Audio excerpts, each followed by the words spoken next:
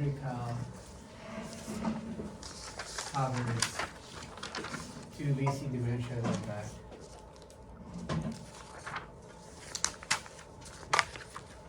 And then some properties of VC dimensions. So it's just basically about VC dimensions, so having some fun with some combinatorial concept, which seems to be appropriate for having a 0-1 loss, which kind of induces a combinatorial structure and things. So that's the first part.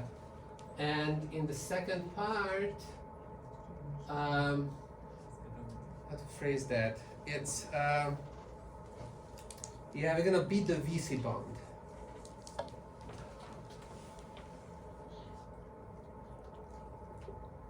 Beating the VC bond using margin-based losses.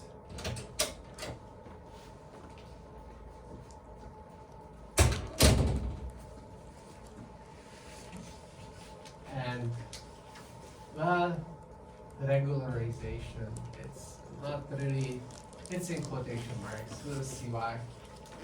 So that's a plan for today. And I said that, okay, maybe I change styles a little bit. I'm not going to prove everything at the beginning, but I try to cover everything. And then if you have time, then you can choose whatever you want to see a proof for. Okay? So let's start with this L empirical covers to VC dimension. So what is the story there? The story is that we introduced these empirical covering numbers and the uniform empirical covering numbers for what purpose? We're doing it because for classification, otherwise we were in trouble in getting whatever uniform bonds and oracle inequalities for ERM. So for classification problems, we introduced these empirical covers. So we have the empirical covers for various norms, all the LP norms, all the LP empirical norms. And we discussed at the very beginning that if the index P is increased, then the covering numbers are increasing. So the L infinity covering numbers are upper bounds for the L1 covering numbers. We were bounding uniform bounds for L1. So now we'll jump to the other end of the spectrum, L infinity, and we're going to say, oh, okay, like for some function classes, you might be lucky enough such that you can prove upper bounds on the L infinity covering numbers. How do you do that? So that's the first topic. And one tool, this combinatorial tool, is called a VC dimension. So that is a characterization of this L infinity empirical. Well, it's a little bit more complicated, but basically it's a characterization of this L infinity empirical covers and learnability with classification laws. It turns out, like, we define this learnability, pack learnability, right? It turns out that pack learnability of a function class is equivalent to that its VC dimension is finite. So that's a beautiful result. So that's makes it alone versatile to learn about VC dimension. Okay. All right. So that's the first part. So how do we do this? So let's recall the definitions for L infinity or LP covering. So we had a loss. Yeah, so we were very generous, so we were working in the 0-1 interval, but our view is going to change a little bit. So we're going to replace, this with just the binary set. 0-1 interval is replaced by that. I haven't seen him in like 6 months. Oh yeah, welcome back. I've seen him on video calls, but Yeah, so it's like, oh. technology is so great that like. You don't need to see people in person. Nah. Okay. So we're gonna work with subsets of this, so functions that map Z to either 0 or 1, so binary value functions from Z. And we consider the LP empirical or L infinity empirical cover.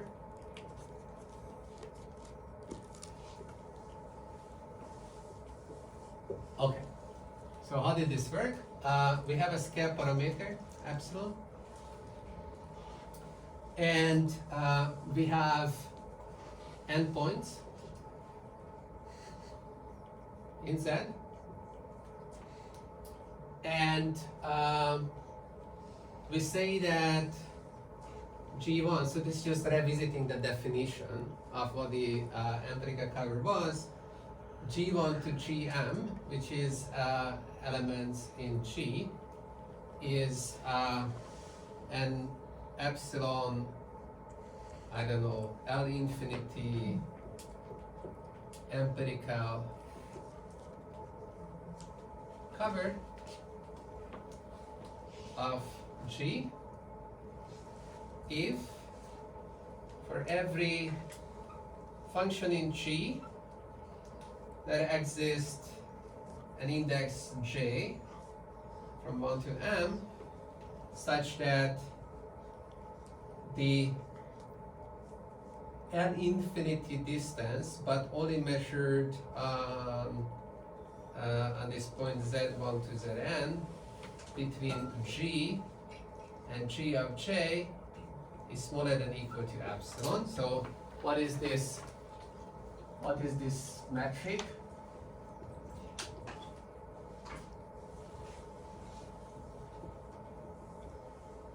So this is the maximum error that you get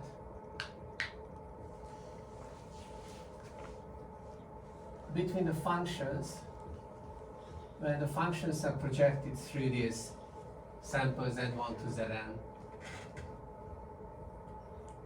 Okay?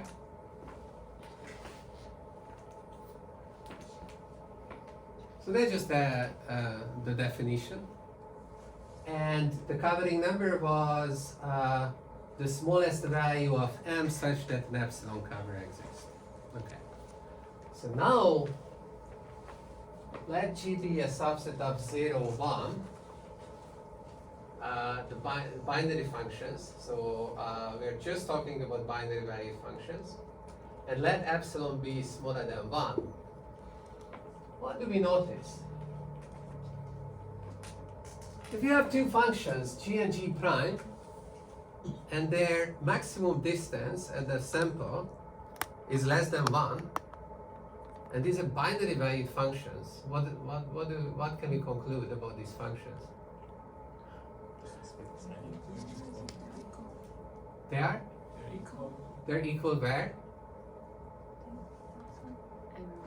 At the sample, right? So for every G and G prime, because if they are binary valued functions, if dz1 infinity G prime smaller than 1, then it follows that G of Zi is equal to G prime of Zi for all indices between 1 and n. So if I have a function and it just says, all it does is it maps, it takes this binary vector value, it looks at the first coordinate and then outputs that. So the function is just, does that make There are sense? no coordinates here. Okay, so you, Z is like an arbitrary space, so I'm confused. oh, I see, that is Okay. not 0. So what is really the statement here? Like if you look at this is 0 or 1, this is 0 or 1. The difference between them is either 0 or 1. I see. If the difference is 1, that's impossible. So the difference can only be 0 at every point. So therefore you can conclude that the two functions match at the points considered. Okay? So just because it's binary valued, this follows. Okay. Okay, so G is going to be a binary vectored value. You take the L infinity norm of this binary, of the diff. G projected on the sample Yes. is a binary vector of length n. And then you take You compare it with another binary vector of length n in L infinity norm. You conclude that the L infinity norm difference between these two vectors is less than 1. From that you can conclude that the two vectors were the same.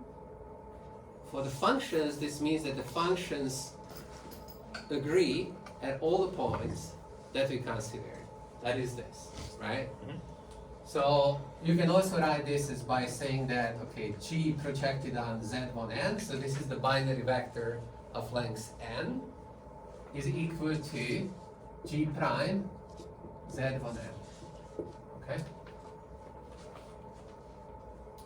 Okay. So if you fix Z1n, then at Z1n, what is the coordinate, the smallest coordinate of a cover? Epsilon smaller than 1. Hmm? For epsilon smaller than 1. For epsilon smaller than 1, yes. So epsilon smaller than 1, and this was,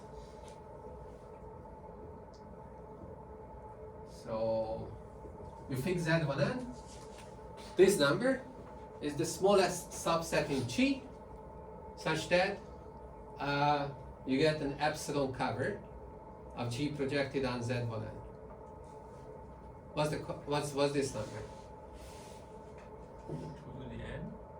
I think we Well, 2 to the n at most, that's an overkill. You can do much better. Based on what I just said. And Oh, okay. So, could we just have 0? Or? so you just take G, you project it on Z1n. So this notation just means, so G Z1n, I think we use this. Is that just, you take all the G's and you project them on the sample. So you take all these vectors and the coordinate of the set, right? That's a cover. You take the elements that induce that set, that's a cover. Okay. So now, that was the definition of the uniform cover.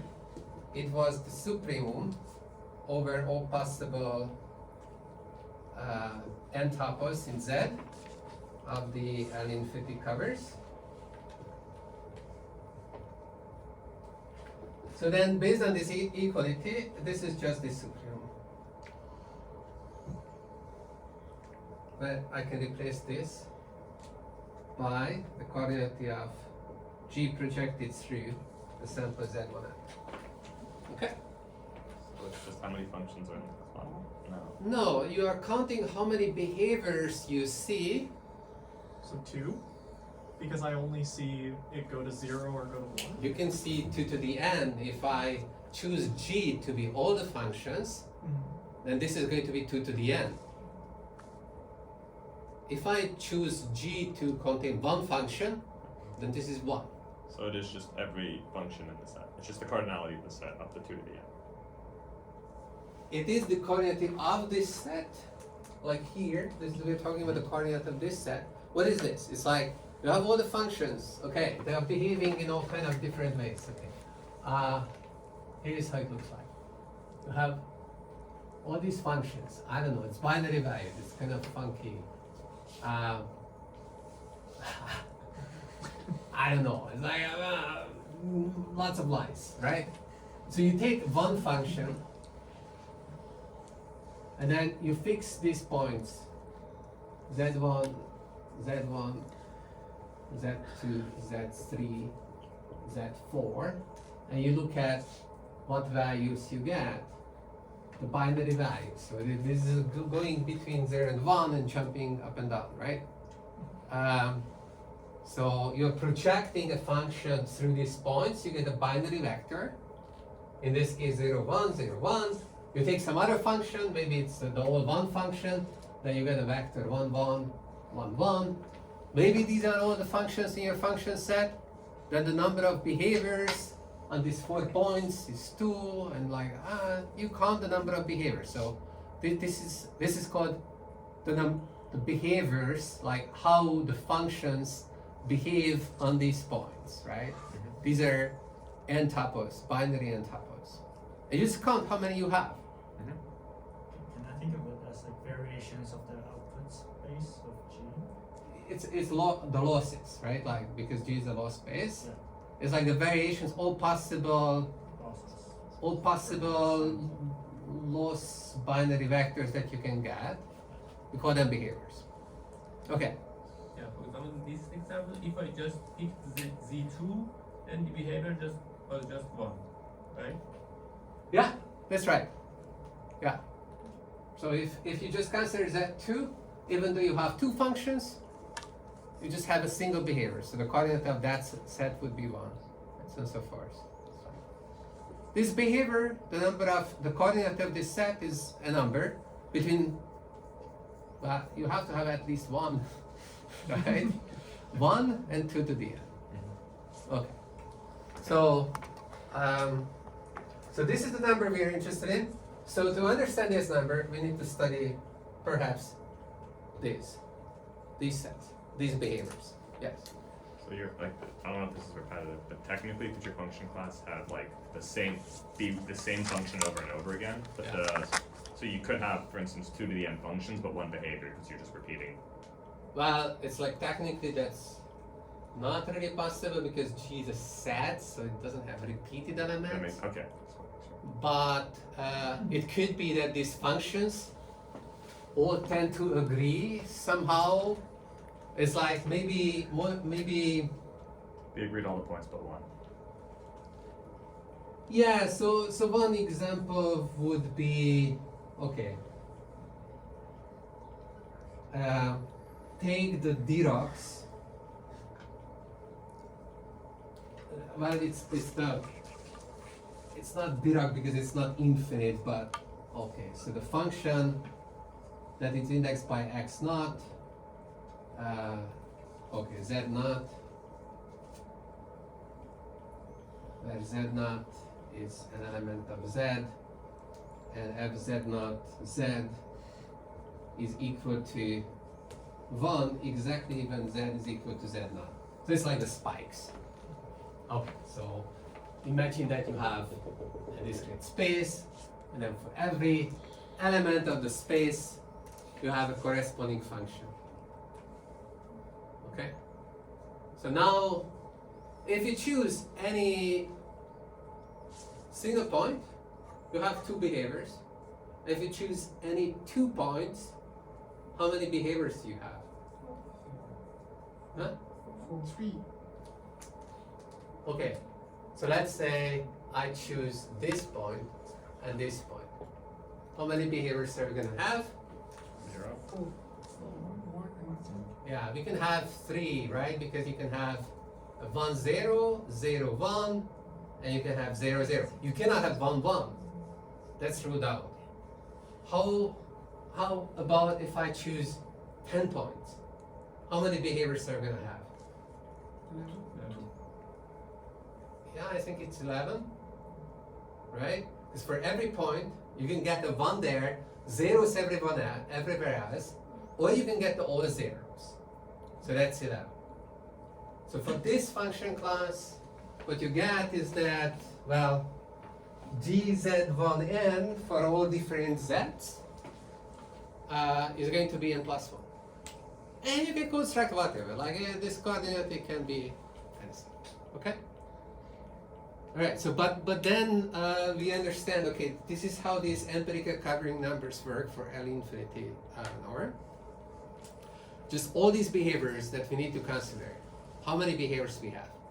And now you remember, when we were proving this deviation bounds, the logarithm of this appears. Okay? So as long as the logarithm of this number is not too big in n, because the log of this appears divided by n. So if it's sublinear in n, then you kind of like the extra error term, this variance term goes down. So now we are interested in understanding for what function classes we're gonna get a behavior like that. Okay? Because for those you can control this uniform deviations, then ERM is going to work, and everything is beautiful. And so one way of getting to the end of this is to kind of flip things around. So we see that the L infinity empirical covering numbers, they depend on like the coordinates of all these behaviors. And you might suspect that somehow the sets Z1n, for which you can max out this number of behaviors, kind of plays a special role. So it's kind of like a duality argument that, so for an arbitrary Z1n, you want to understand, okay, how big is this coordinate? Instead of that, you ask the other question, how big can I push n such that I can max out the number of behaviors? Okay? So the largest n for which you can max out the number of behaviors on n points is a special number for this function set. And this is what we're going to call the VC dimension. And it turns out that after you maxed it out, somehow if you take sets like Z1n much bigger than this VC dimension, then somehow things taper out. You maxed out the number of behaviors, so combinatorial you can kind of feel that after that you can't generate that many behaviors, and maybe things are gonna be good. And so this is exactly the idea behind the VC dimension. So you define this this number, the VC dimension, and after that we're gonna show that somehow the VC dimension also gives you a way of controlling how big these sets can be. Okay, so that's the plan. So maxing out the number of behaviors, people gave it a special name. It's called shattered. Because it's like you have these points. So you take this n tuple and then you take, or maybe you take a subset. Let's define it for subsets. It doesn't matter. You take a subset of Z, and if you restrict G to the subset, and this is equal to 2 to the number of elements in the subset, and we maxed out the number of behaviors. Okay? So we count how many behaviors we get if we restrict the function class to U, all the functions in G to U. This is the same thing as before. This means that we max it out. Okay? So people call this, when we say that U is shattered by G, or G shatters U. Okay, so that's just a definition. That's a name for maxing out behaviors. Yes. Does this only hold for like things that map to binary vectors? There's a 2 to the Yeah, we are only doing things for binary value functions. Okay, that's what Yeah, I'm sure. nothing else. Okay, so shattering This is is only combinatorial, Okay. stuff, and it is very sharply focused on the binary case. Okay. Okay. I'm going to denote this by just this diamond. I don't know why. G shatters U. It's kind of like broken or not, or like, I don't know. Like it's a symbol. Yeah. What if the equality like never holds for any? Then it's not shattered. I mean, like for the empty set can be shattered always. So if U was 0, the fact that U was 0, then U will be 1, and then. Yeah. Okay. So then So basically, like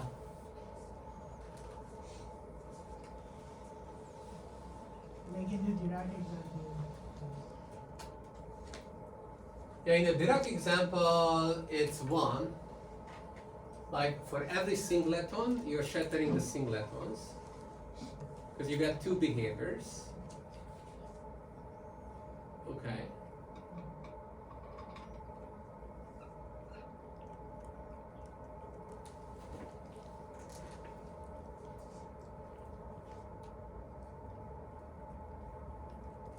And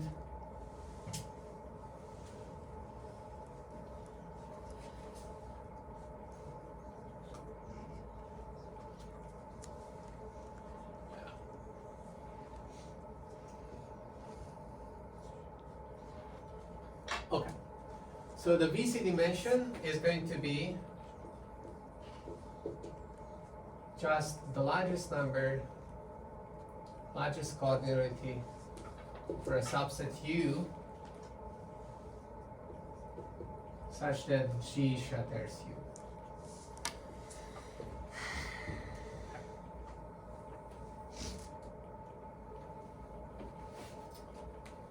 And then the lemma that we need to connect the VC dimension to the ad infinity empirical covers is called Sulwer's lemma. It was independently discovered by Sulwer and a bunch of other guys, but somehow, I guess, Sulwer is remembered the most. And it says the following.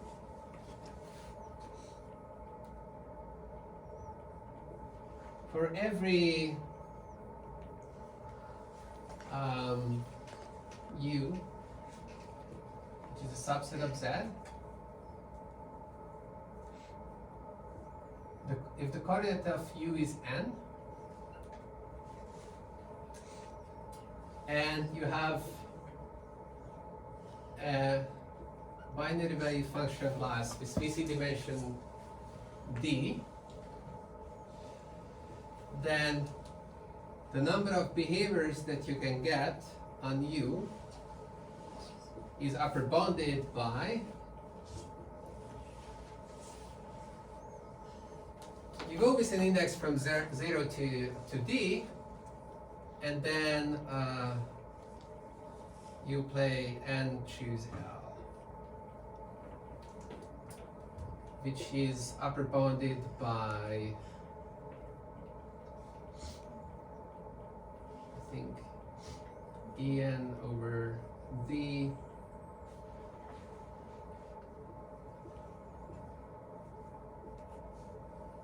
and 2 to the power of D.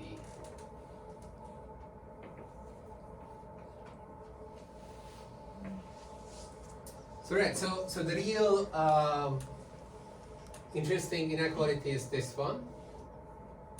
Like, why does this hold? Okay, that's a little bit non-trivial to see that holds. I give you some hints about it. This inequality is just the properties of the n-chooser numbers. Okay, so Stirling's formula should be giving you this. And you have this max because the formula can only be used when n is greater than or equal to D, because here you're dividing by D and blah, blah, blah. Okay, so that's a small detail. When n is smaller than D, then you upper bound trivially with 2 to the D. Now, why is this important? Because from this, we got the bounds for the ad infinity empirical covers, right? Because this number here only depends on n and D. It doesn't depend on, like how you choose a set and like you're done. The log of this number, in particular, is at most linear in D, and it's growing modestly with the logarithm of n.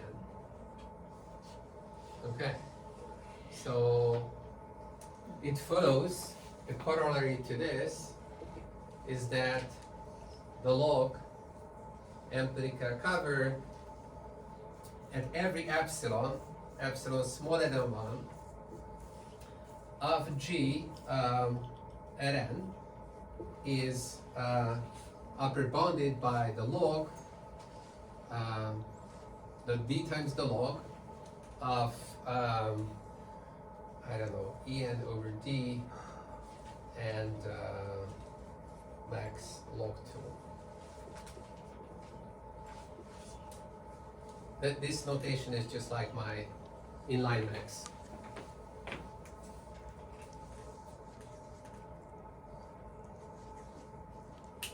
Okay. I just took the log and used whatever we concluded before. Okay. So the real question is, why does this inequality hold? Is that from binomial? No. There is, like, it's some argument that needs to be made. So first, you notice that the number of behaviors of G on U can be upper bounded by the number of subsets of U that are shattered by G. Oof. Okay, that was something to say, right? So the proof has 2 steps. The hard step is to show that the number of behaviors on U is upper bounded by the number of subsets of U that are shattered by G. Okay. So that's step number 1. Step number 2 is super easy. Like, okay, once you're done with this, then you say, oh, but like, the maximum coordinate that I can see here is D. Because VC dimension was saying me that beyond the coordinate of D, nothing is shattered. So I can peel this set based on what's the coordinate of U prime, and the coordinate of U prime goes from 0 to D. Okay, and then I can start to count how many of these subsets do you have, and then I can just jig this. I don't need this. I get an upper bound, and then just like N choose L. Okay, so the second part is super easy once you have this. So the second part is just done. Okay, so then how do you prove this? Induction. Based on N. And ingenuity. It's a little argument. We'll see whether I have time at the end. It's an interesting argument. It's not super long. The proof in the book is slightly incorrect. So that is a challenge. If you read the book, then something is off there. I told Pong he's gonna fix it. Sooner or later. But it's okay. It won't make sense. Okay. So this is our lemma. Okay, VC dimension is important. So what's the VC dimension of this class? The spike class.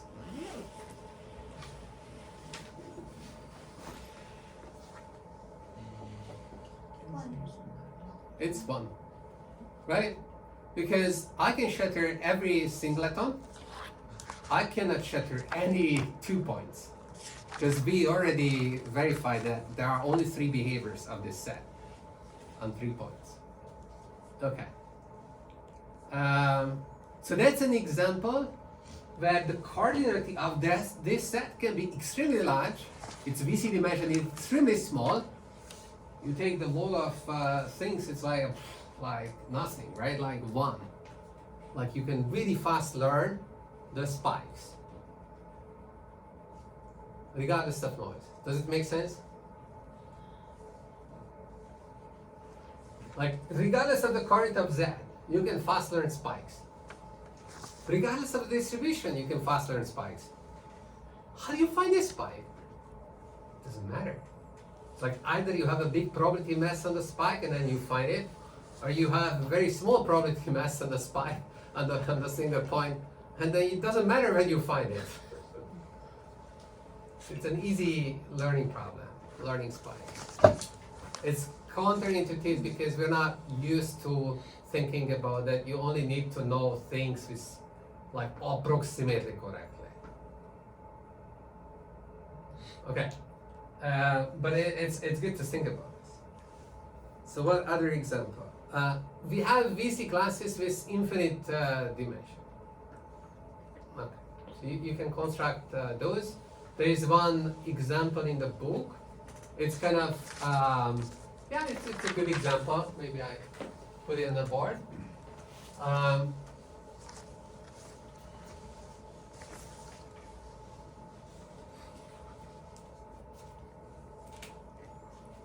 So example, so VC dimension of G is infinite. So Z, this space is going to be the reals, and G is going to be the cosine class with any frequency. So W is the frequency, it's real, and okay, call this N. And, yeah, like these are the functions. Z is mapped to the cosine of WZ.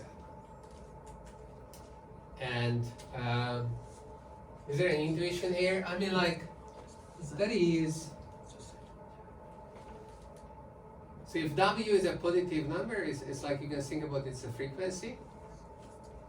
If you put in a big W, then what do you get?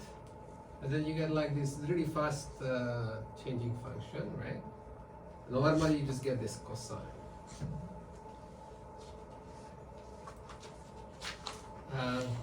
So how do you shatter things with functions of this type? You're gonna be carefully placing the points that you're shattering, and they're gonna belong to an exponential grid.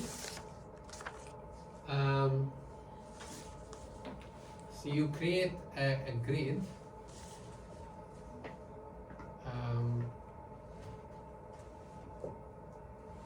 That's an exponential grid, and the points are multiple of pi. I don't know what that notation is. C is a constant. Sure. I think it's greater than 1. J is an integer. So you fix some D, and you want to construct points, D points, which is shattered. What are the Huh? what are the labels? For example, Oh, it's like Good point. Good point. It has to be binary value. Otherwise, what are we doing? It's like it's just automatic in me that like just the sign that matters. So it's like, is the cosine non-negative value? And then you construct these points, and somehow you can change the frequencies in such a way that whatever behavior you prescribe, so it's like you take a behavior which is a binary vector. So you have the binary values, and you want to reproduce by an appropriate choice this behavior with an appropriate choice of W. Oh, you can construct some, I guess maybe, I don't remember it. Okay. Never mind, look it up. Do you need offset for this? No, it's like, So is it just as long as you can shatter one set of constructed points as well? Or? yeah, okay. Okay, so it's like, this is minus. And then I just give you the solution, and you will just verify that what I'm writing is correct.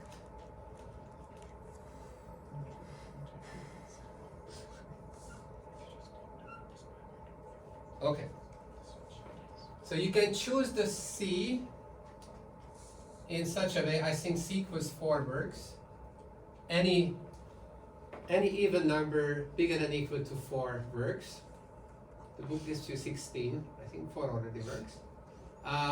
And a sufficiently small positive epsilon. Then you choose this weight, and then because of the periodicity of the cosine function, somehow you have 2 parts of this. Like there are the small indices and the big indices, and the index that exactly matches what you want.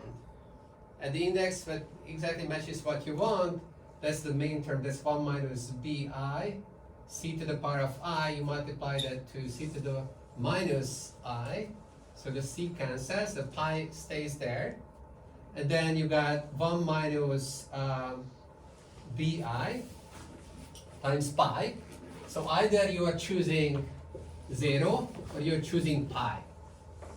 And if b was 1, then you're choosing 0, and if b was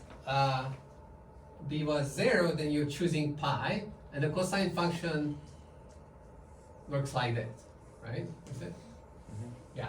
Okay, good. And then you kind of like push a little bit with your epsilon, and then here you're definitely negative, here you're definitely positive. Now there are the indices which are smaller than I. You need to make sure by making C large enough that that's a small residue so that you're not moving outside of this interval even with epsilon. And there are the big indices. And magically the big indices disappear because they're multiples of 2, so there are 2 pi's that you're adding. And so because of that, this magically just works nicely. So the periodicity of the cosine function really helps you. It's like it's almost like you know, like expanding some number with its digits. It's like like this cosine allows you to do that, right? Like you take any behavior and then you can just reproduce any behavior. By the way, arguments like this are really often used when people prove results about part of neural networks, for example, that they can represent a lot of different functions. Because you have a desired behavior you are reproducing, and then, you know, like everything else goes away. And now we did it with a cosine function, but like, okay, like if you have, I don't know, values, then you put together something that looks like a cosine, and you repeat the same argument, you get the same thing, right? Like these are useful arguments beyond just this example that, okay, this has an infinite VCD measure. Sorry, how did we go from this solution to the infinite VC dimension? Oh, this just says that these points, you can choose the C in such a way that any, like these points for any D, they're shattered. I see. So with D was arbitrary, Oh, there is no maximum coordinate that is being shattered. So this is just like, you know, exponential grid that goes from pi to 0, and higher and higher resolution exponential grid, but you are correspondingly higher increasing the frequency of this W, like this increases the frequency, and so you can reproduce any behavior whatsoever. oh, it's like somehow you're making the grid finer, but you're also making the cosine finer than the grid you're That's making, right. and it's Like the frequency becomes higher and higher. and the cosine just approaches like That's right. almost a square. So it looks like a square visually because it's just like spiking up and down so quickly. Yeah. Yeah. And then somehow you can, so the nice thing is that, okay, you will have the grid here, I don't know, so this is the exponential grid, Yeah. and then you have an arbitrary prescribed behavior, the zeros and the ones, and you're matching it with just one parameter. So it's like I give you a grid and then you double the frequency of the cosine, and suddenly in that grid I can't. Yeah, I mean, like, you don't give me any grid, Oh, on any grid this won't work, but I choose the grid, yeah. then I can choose, like you give me the pattern, I see. and on that grid I can reproduce the pattern that you gave me. This is for like a very tiny frequency, it's almost like a random number, right? Like if I just randomly perturb any point, I can flip the sign a number of times. Like if the frequency is very, very small and I change x a little bit, then that's just changing the sign of x. Plus Frequency is really high. yeah, the wavelength is The very wavelength is very small. Okay, yeah, I got confused about this. Okay. The frequency is really high, yeah, so then there is a lot of, yeah. and so you just want to sort of jiggle the frequency a little bit so that the right points become positive. That's right. Yeah. And then this systematically, you can actually wiggle it this way. That's the wiggling, yes. Is there a formal relationship between the BCI mentioned and the dimensionality of the vector space spanned by the elements of G? So okay, so we see that the spikes, VC dimension is 1. The underlying space didn't matter. It can be infinite dimensional, whatever. VC dimension very small. This example, VC dimension is infinite. Underlying space has a single dimension. No, but the basis could be the cosine, the Okay, so Right. if you limit the frequencies here, so one way of stopping this bad behavior, for example, of bad behavior infinite dimension, like the infinite VC dimension is a bad behavior if you want to ensure that you can learn. Okay, why is that? Okay, so there is this result, like, okay, this just came to mind, it's important to say. I already said it, but let me repeat it. Pack learnability is equivalent to finite VC dimension. If you have a concept class or a function class with infinite VC dimension, you can't pack learn it. Why? Like this example. It's very appropriate to discuss here. You take the points which are shattered. Like you have you are claiming that a sample size of n is enough. Then I take n points for that sample size. You claim that that's enough. For that sample size, there is a shattered subset of the domain. All behaviors are possible. You see one behavior on this. How are you going to tell me which function produced the behavior? You can't. Okay, so like in this cosine example, you got n points, but you have no idea between these n points how many times the function flipped up and down. Yeah. Like you would need, Yeah. you pretty much need as many points as how many times the function changed signs, Right. and then that could be Yeah. infinite. Okay, Yeah. that makes sense. I mean, okay, so this is kind of obvious if you're learning in noise. If you're not learning in noise, then you have to kind of maybe overshoot the, like, if you say that a sample size of n is enough, then I take, I don't know, n squared points, Mhm. which are shattered. And no, you have no chance of observing the full behavior of the, on those n squared points. But it's shattered, so if you're not observing everything, then you definitely make big mistakes. So you can kind of work it out. It's like, it's not trivial to do it, but you can argue like that. So if we had no noise, this is interpolation. If we just have some function, we observe finitely many points in the Right. function, and then the question is, what could be happening in between these points? And in this case, Right. infinitely many sign changes. No, so the problem is that, okay, so then there is no noise, then you need to extrapolate to the other points. Yes.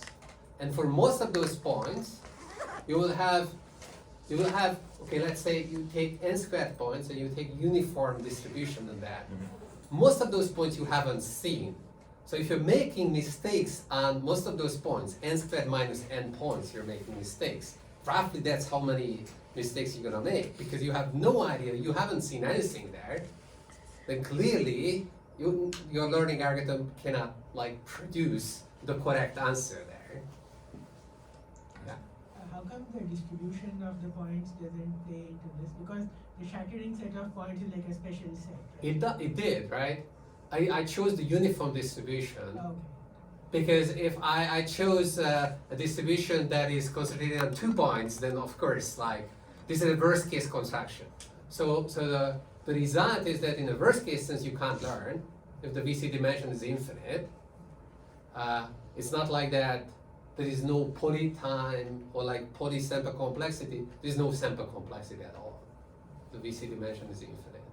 So it's like an all or nothing. If VC dimension is finite, then suddenly with polynomial samples you can do things. VC dimension is infinite, then no sample size can do good. I can adversely choose some distribution for which the algorithm is gonna fail. Okay, so going back to the question, so the infinite VC dimension is bad because of this. It's kind of good if you want to represent many different behaviors. So it's like the two sides of the coin. It's like you want to have a rich class, but okay, like that's maybe overshooting. So one way of controlling that would be to say that this W is in a limited range. If this W is in the limited range, I cannot play this game that like I have very, very fast changing functions and I can match any behavior. I won't be able to do that anymore. So, from this thing you said earlier, so there's a trade-off between expressibility of your model class and learnability. Like imagine your model class is all possible functions. Mhm. You just can't learn because Yeah. it's like, how Right. do you know which you've Yeah. got? Right, so here the trade-off, we're not really doing much with the trade-off I just at the curious. moment, Yeah. but people in learning theory kind of study this trade-off and work it out nicely. Okay, did that answer the question?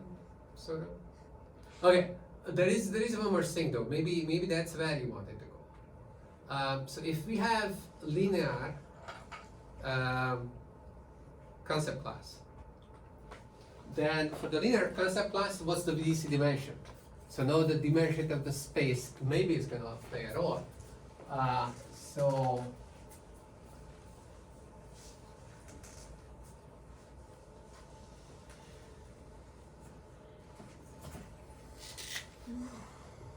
consider this function class.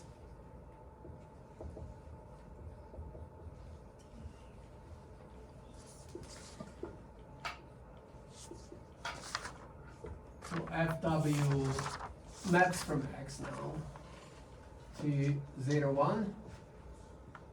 And FW at X is just whether the inner product between X and W is non-negative. So proposition, the VC dimension of F is D. So I still have a question about this example. So there do we like fix Vj and Bj first and then W is set according Yeah. to that? We want to produce all the behaviors on Oh, Z1, ZD okay, using W, by playing with W.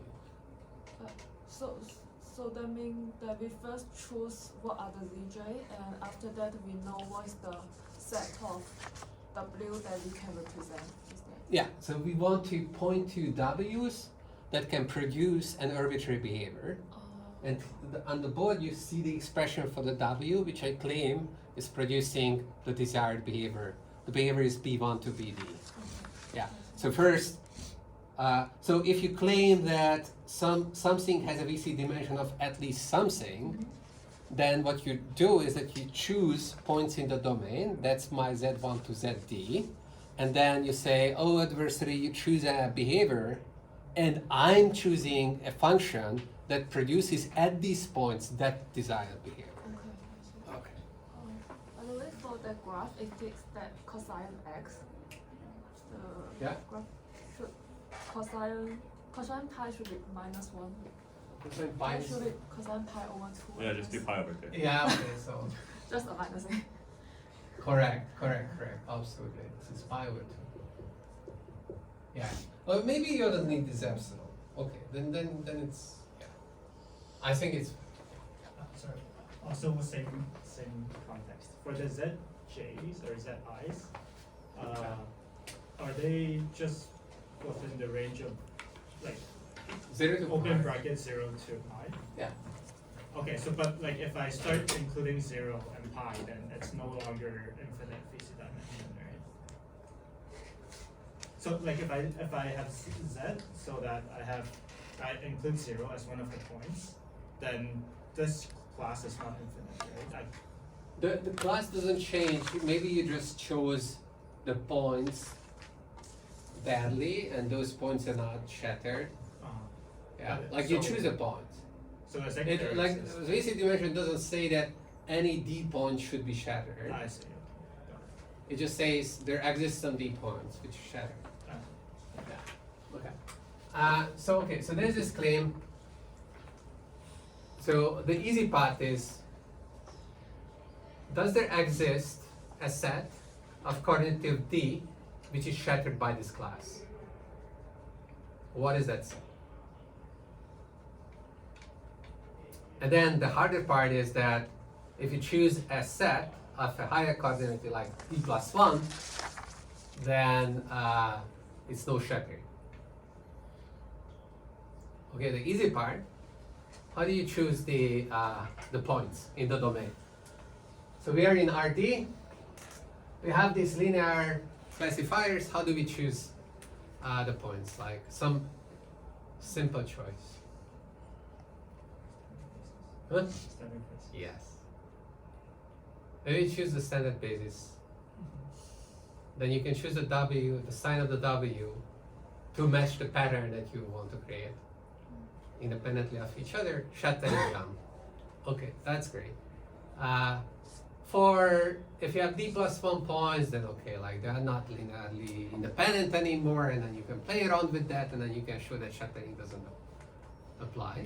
Okay, so that's proposition number 1. Proposition number 2 is that if you have a class which has a finite VC dimension f,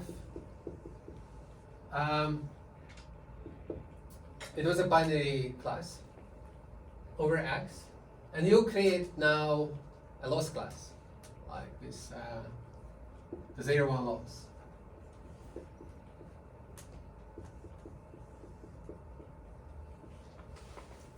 So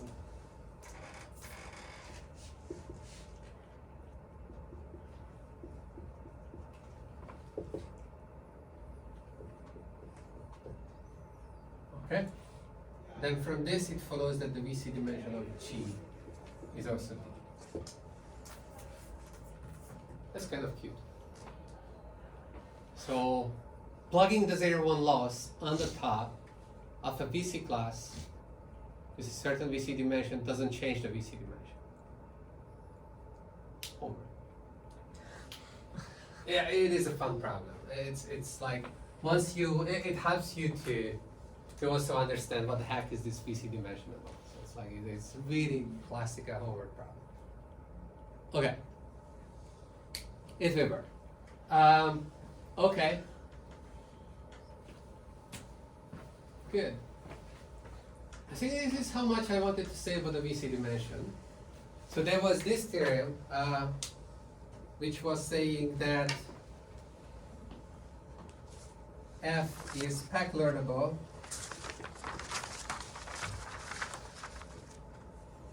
if and only if the VC dimension of F is finite. Some people say this is a fundamental theorem of statistical learning and so on and so forth, so it should be on the board. We're not proving it, but we see this direction is already done. We basically done it. The other direction, that's the lower bound construction that I was talking about. You can fill out the details. We'll talk about lower bounds later.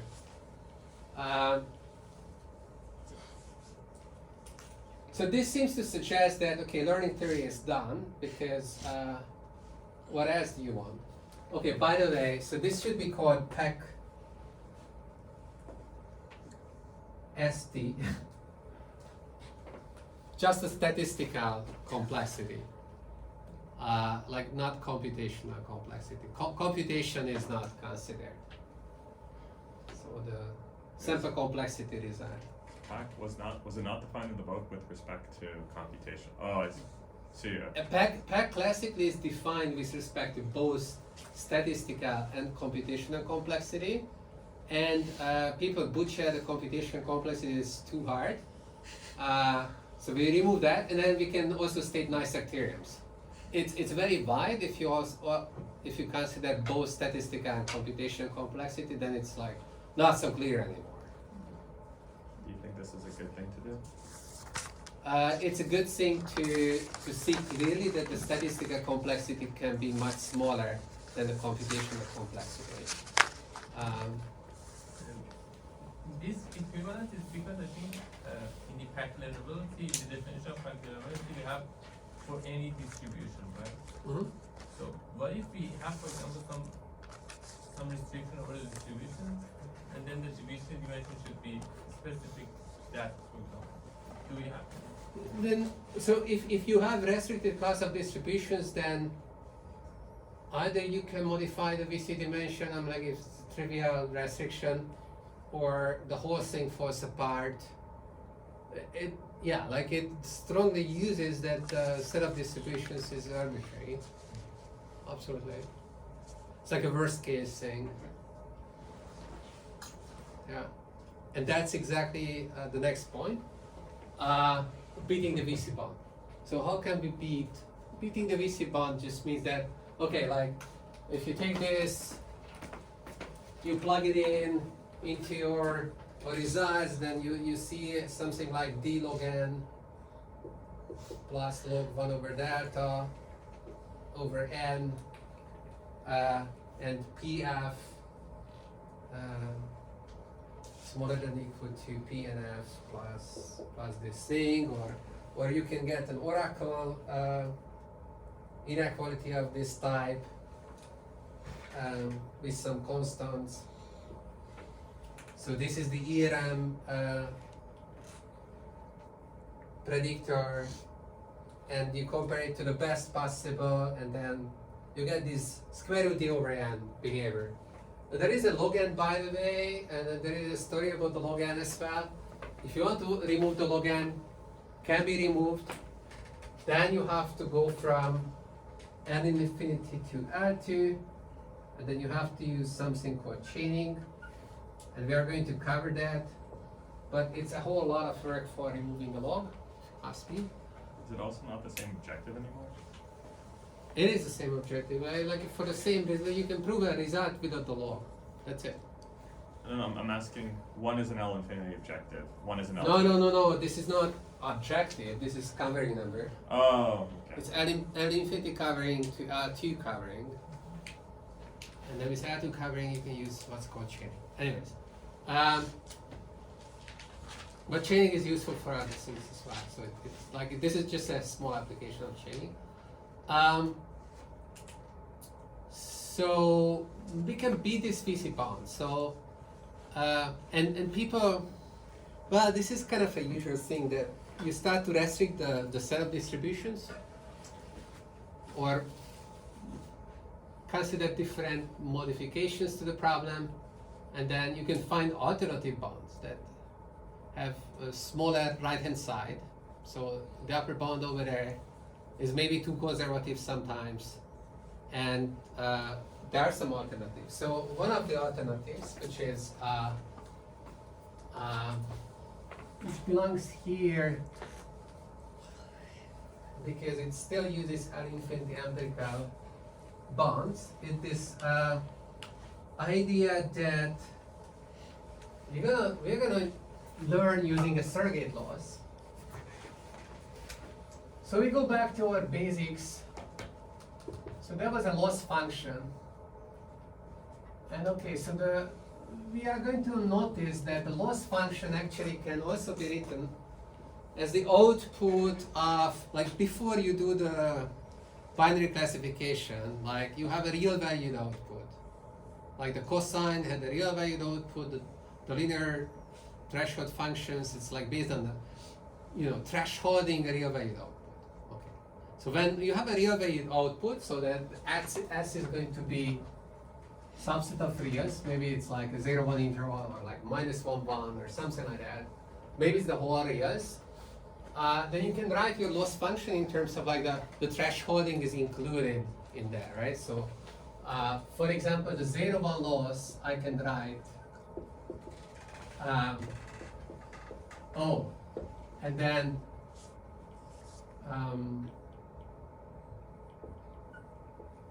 I'm going to change the y to take values in ±1, which doesn't change in the nature of the problem. It's still binary classification. Just either I call the label +1 or -1. Nothing changed.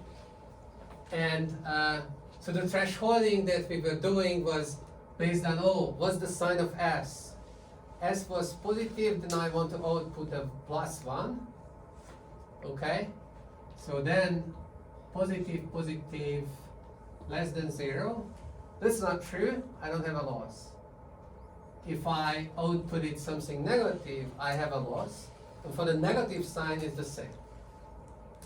And so this way, you can plot the loss function in a very simple way. So this is also a one argument loss function. So the single argument is s times y. And if s times y is less than equal to 0, then there is a loss. And if greater than equal to 0, then there is no loss. Okay, so that's 0, 1 loss. Yet another way, using that the algorithms that, or the predictors produce real valued outputs that you're thresholding. Okay.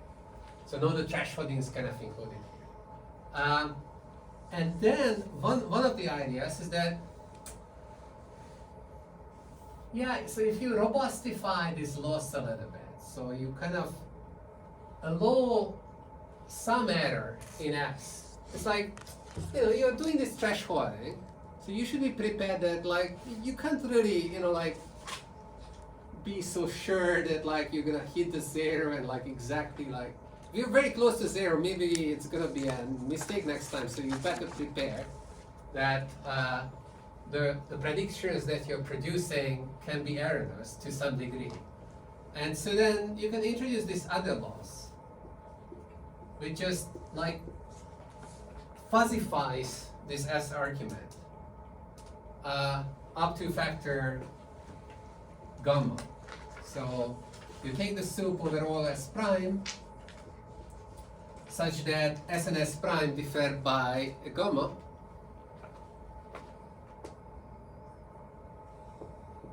And you take the loss. So the largest loss you would suffer if an adversary, after you make the prediction that your prediction is S, changes the prediction by moving it by at post gamma. And then you suffer the loss. So it makes you cautious. If you would use a loss like this, it will make your classifier more cautious. The loss, if we start with this loss, you can start with any loss. And you can make this more robust this way. If you start with this loss, what this does is that it adds a little edge here. So this is gamma, right? So if you're up to gamma on the positive side, you're still making a mistake because the adversary comes and then removes the gamma from your S or adds a gamma to your S, depending on what the sign of Y is, and you suffer a loss. And so more generally, you can take any surrogate loss which has the property that point-wise, it's an upper bound on this robustified loss, okay?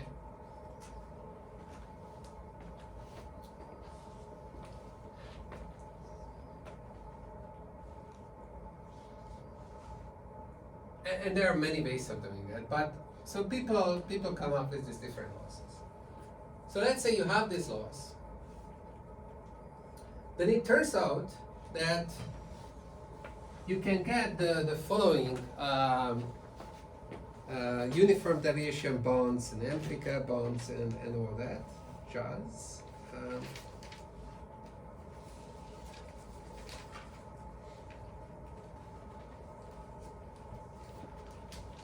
So, Terry.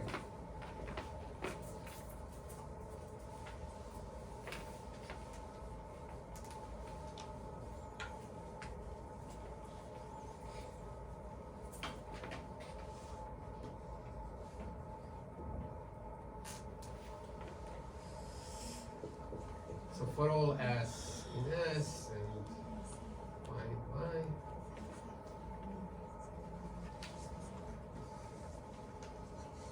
Assume that this holds. And assume further that all these losses are in the 0-1 interval. That's a little bit limiting, but that's what we have for now. And the following holds. So you fix data. Then you can write the usual inequalities. With probability 1 minus delta for every f in f.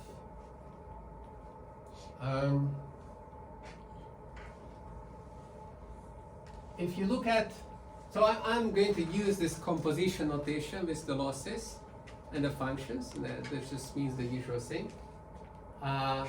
So the loss, the expected loss on the original loss of some function f in the class is upper bounded by the empirical loss, but applied to the surrogate loss at f plus, and then there are all kind of constants.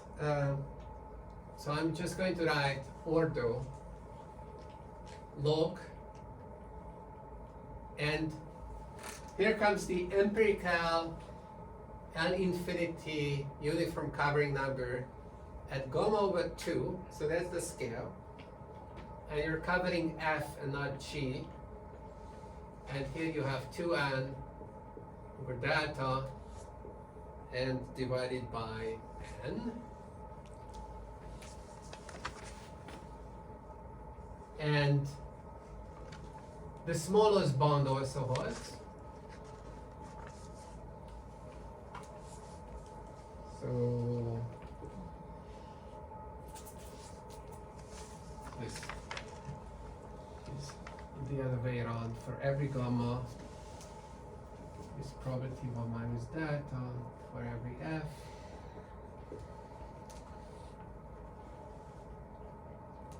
One minus gamma squared.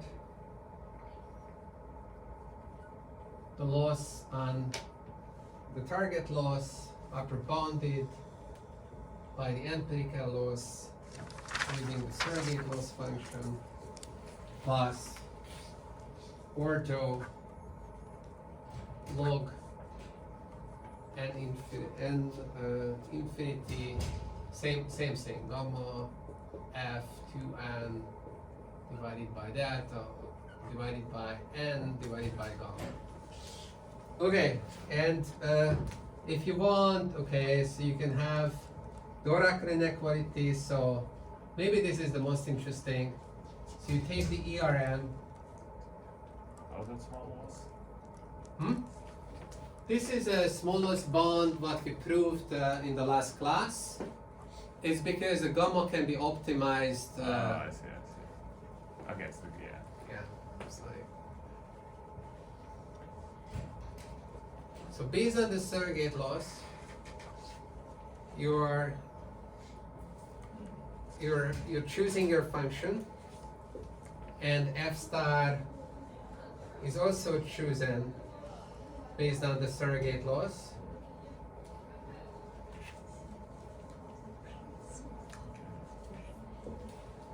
Then I'm just writing one of the ERM results. So the loss of ERM is upper bounded by the surrogate loss of f star plus big O, and the same thing as it was here, it's the slow rate.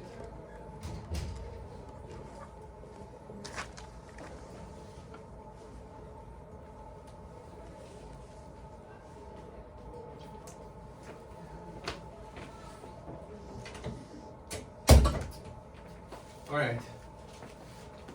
So why is this good?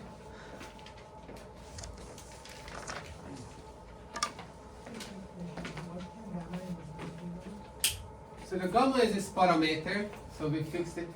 Oh my gosh. It's okay, there is only a gamma here, so that's a gamma theta. There's also gamma in the end, of course. Yeah, so this gamma, so okay, this was introduced here. There was a gamma, it's the margin, the size of the margin that we are leaving. And in this part, we also introduced another gamma, that's different gamma. That's just for, like optimizing. Okay, so that theorem only holds for this form of surrogate function, not just some other surrogate function that you get. That's right, like we are it's any surrogate function that upper bounds at theta. And then what did gamma mean for some arbitrary surrogate function? That it satisfies this upper bound, that this gamma was fixed. So this L theta is the fuzzified loss, this emerging gamma. Yeah. And the same gamma appears here when choosing the scale for the L infinity cover. Yes. Go ahead. Oh yeah, I was gonna ask. So if you pick a bad surrogate loss, as in like it satisfies this condition, you set the surrogate loss to be say infinity, or something stupid. Like I guess maybe what I'm trying to figure out is like, I guess you'd want to set up a surrogate loss that it somehow approaches the true loss, so that F star. Yeah. approaches- Yeah. So we're just going to discuss this. Ah. So let's clean up these results a little bit by looking at a particular example, and then I'm done. No time to prove source, but whatever.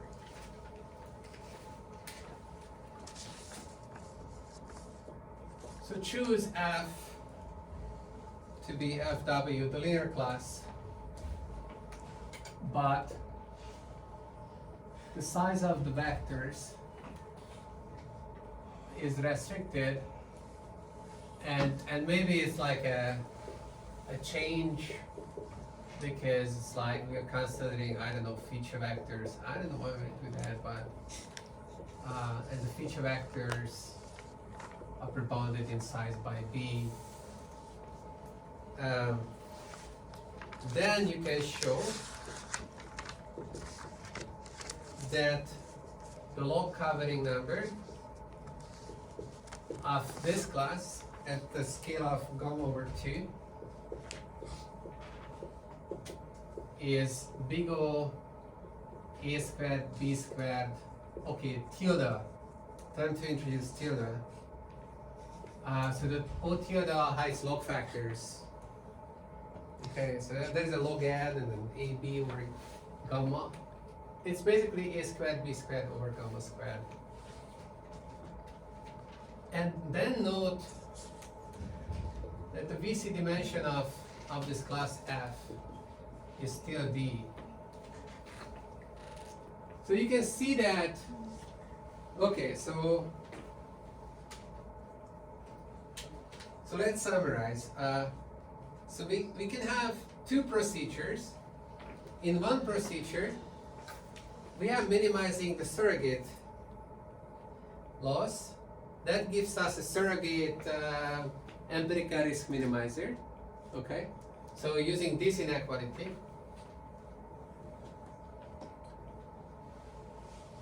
and we can choose the function that also minimizes the surrogate loss.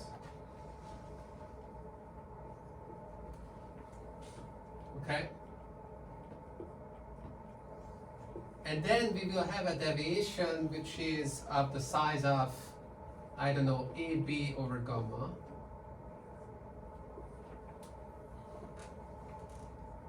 Maybe there is a 1 over root 10, whatever. Just focusing on this constant. Okay, just write O. Okay. And the alternative to this is that we don't use the surrogate loss, but we use the original loss. You get the empirical risk minimizer. So here F hat is the argmin of T and L applied to F over O possible F. And then here you can get this other inequality. But here you will see D, the square root D. The square root D. B squared. Okay. So square root A squared B squared over gamma squared.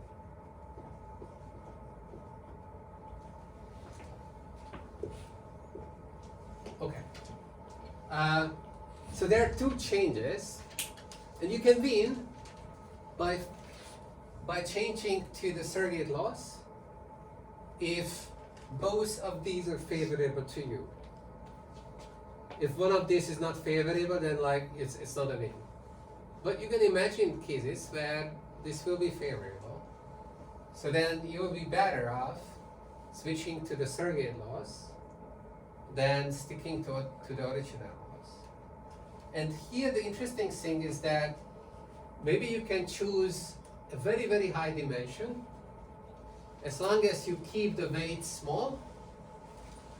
It kind of relates to that cosine thing, right? Like there as well, that the magnitudes are big, then bad things are happening.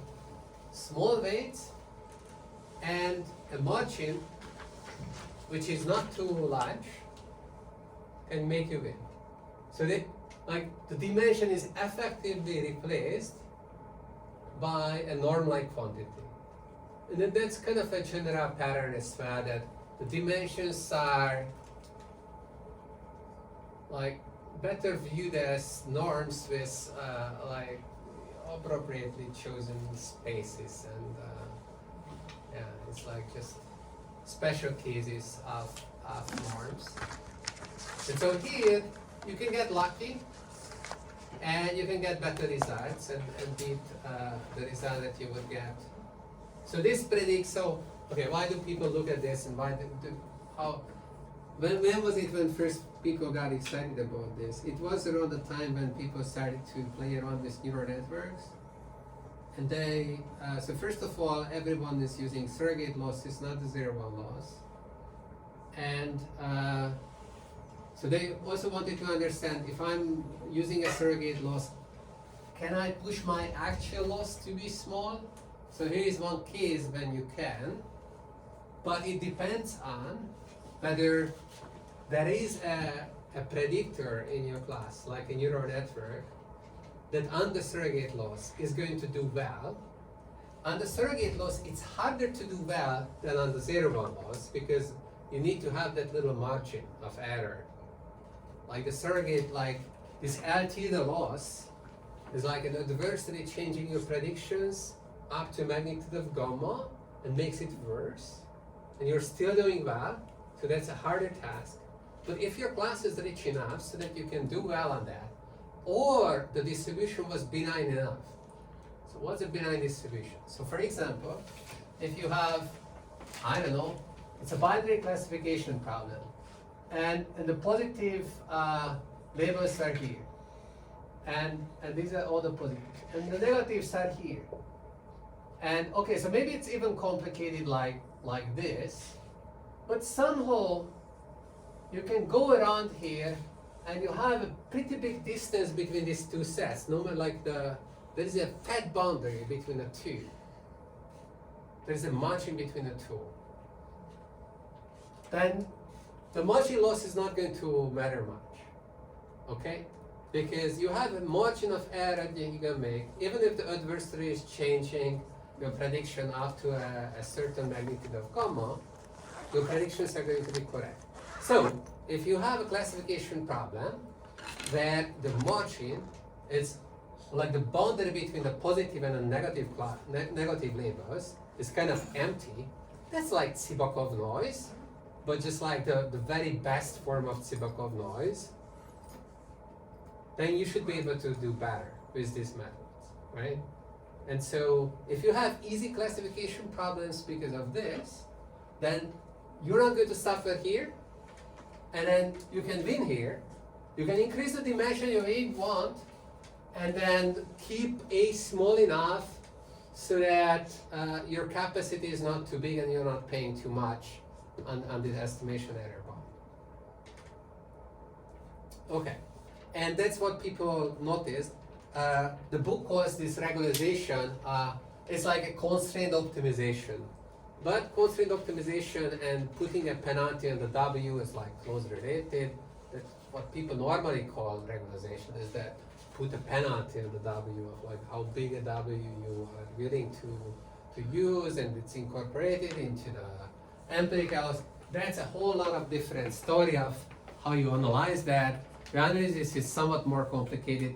Here it's just like, oh, the L infinity empirical cover, because you are essentially in a ball, is small. It scales with the radius of the ball. Okay.